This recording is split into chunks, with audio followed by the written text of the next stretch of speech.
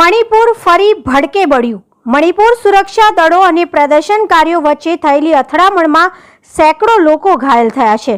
લગભગ 2 વર્ષ પછી કુકી અને મઈતેઈ પ્રભુત્વ ધરાવતા વિસ્તારોમાં મુક્ત અવરજવર શરૂ થતાં મણિપુરમાં હિંસા ફરી ફાટી નીકળી હતી।